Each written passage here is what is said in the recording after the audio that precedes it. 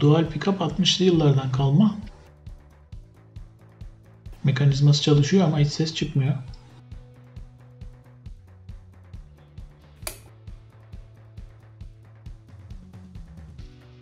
Böyle de eski bir plak buldum.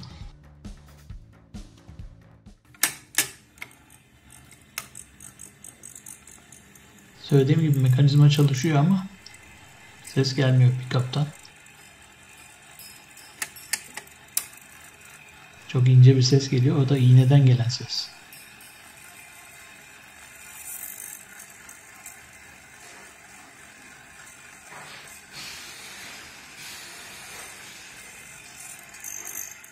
Evet, köşelerde 4 tane vidası var. İçini açıp bir görelim.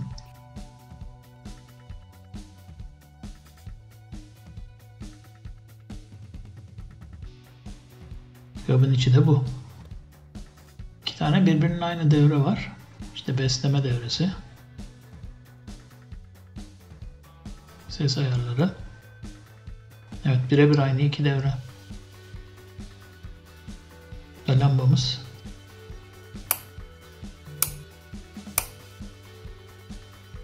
Besleme devresini de burada görüyoruz.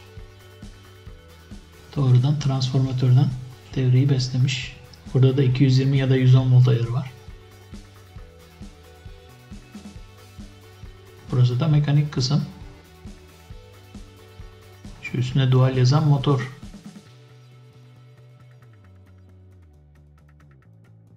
Cihazın şemasının içinde olması da ayrı bir güzellik tabi. Burada görebileceğimiz gibi motor da 150 voltla çalışıyor. Transformatörün bir ucundan almış. Motor tarafıyla da uğraşırken dikkatli olmak lazım. Orada 150 volt var. İşte pickup'ın bütün devresi bu. Bundan 2 tane var.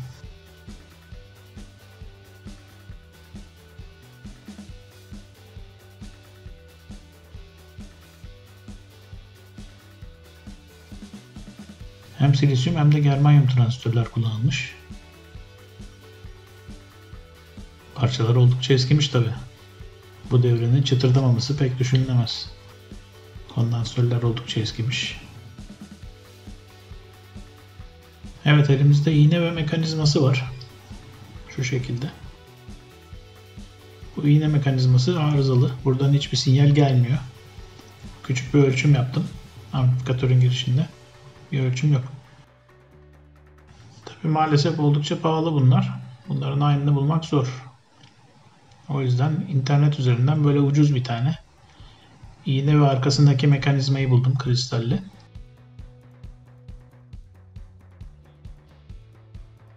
Şimdi bunu bir şekilde eskisinin yerine adapte ederek pickup'ı çalıştırmaya çalışacağım. Yani mekanik olarak pek birbirlerine benzemiyorlar ama bakalım ne yapabiliriz. Şimdi bu eskisini bir çıkaralım. Fiziksel olarak bunu nasıl uyduracağız bakalım. Şurada gördüğünüz 4 tane çıkış. İşte 2 tanesi sağ kanal, 2 tanesi sol kanal için.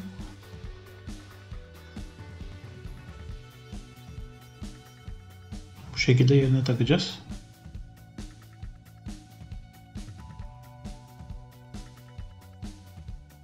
Şimdi bunu bir şekilde buraya oturtmak lazım.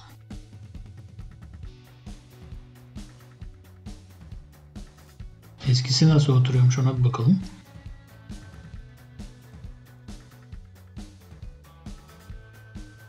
İşte yine yaklaşık şu hizaya geliyor. Bunu da bu şekilde en iyisi yapıştırmak zannederim. İşimizde en iyi görecek şey bir Japon yapıştırıcı.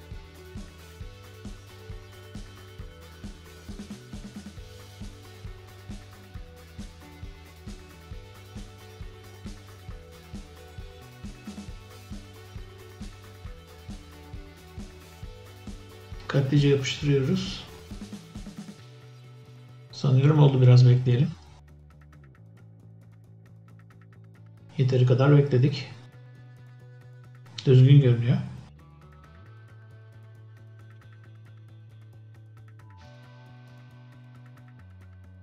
Buraları da biraz temizledim. Burası kafanın içeri giden kablolara değdiği yer. Bu kafa çıkabilir olduğu için böyle konektörlü yapmışlar. Şunlar da iyi değsin diye birazcık şöyle kanırtalım.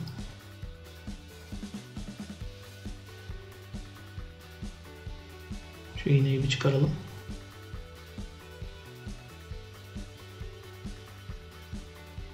İşte bu şekilde iğneyi de geri takabiliyoruz. 2 tane değişik iğnesi varmış.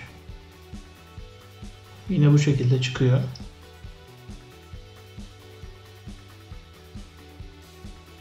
Şimdi ben bu orijinal parçayı kırmak istemiyorum ama çalışmadığı belli zaten. Bu videoyu çekmeden önce aslında ben bunu açmıştım. Sonra Japonla yapıştırdım tekrar. İçini şöyle bir resimle göstereyim. Bunun içinde 2 tane kristal var. Sağ ve sol kanallar için. Şu noktaya da iğne basıyor. Ve onun titreşimleri bu kristallere aktarılıyor. İki taraftaki.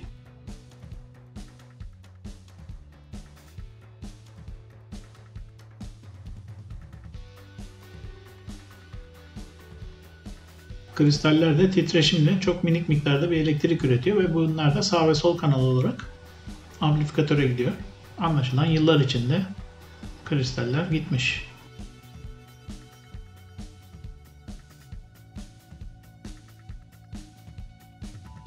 Maalesef iğnenin yenisi de bulunmuyor. Bulunursa da astronomik fiyatlar istiyorlar.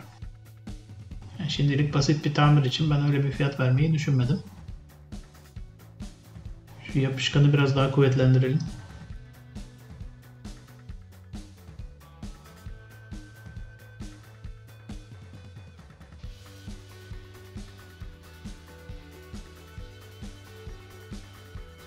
Bakalım yaptığım bu ucuz çözüm çalışacak mı?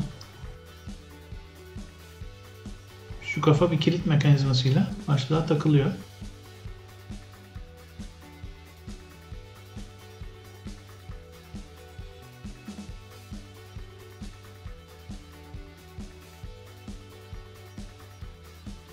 Bu arada amplifikatörleri de şöyle bir test ettim. Transistörlerin uçlarını çıkardım vesaire. Amplifikatörler çalışıyor gibi görünüyor. Bir sıkıntıları yok. Kafayı da yerine taktık. Ne kadar eski. 60'lı yıllardan Ajda Pekkan plağı. İki tarafın çıkışına da birer küçük hoparlör taktım. Orijinal hoparlörleri yok çünkü elimde. Bakalım bir çıkış alabilecek miyiz?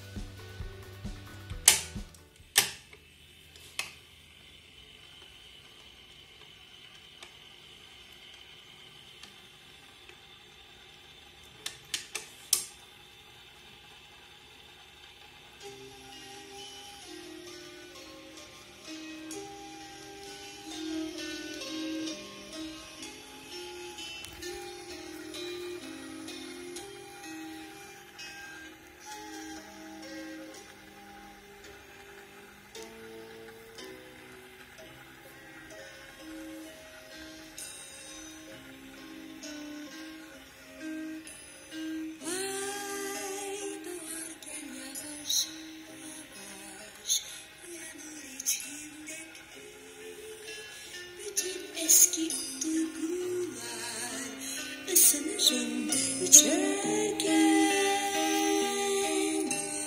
ay doğar doğarken yavaş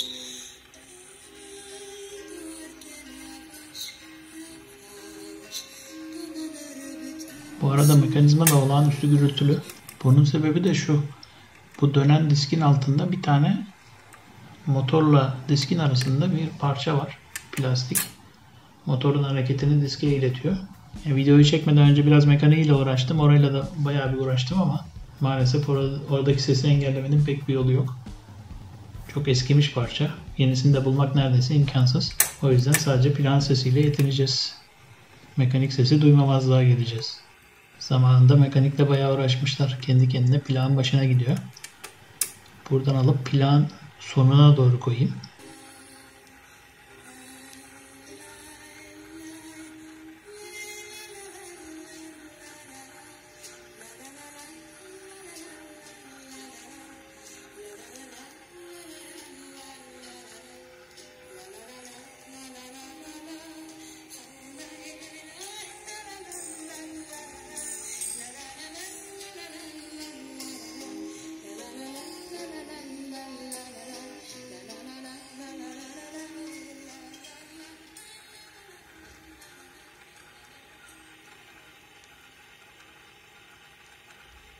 Şimdi burada bir mekanik olay daha var. Plak sonuna geldiğinde bu sefer de otomatik olarak yerine gidiyor.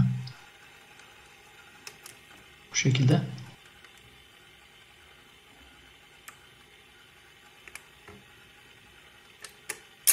Ve duruyor.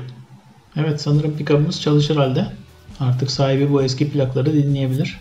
Ara sıra nostalji yapmak için uygun. Ama fazlasını da beklememek lazım tabii.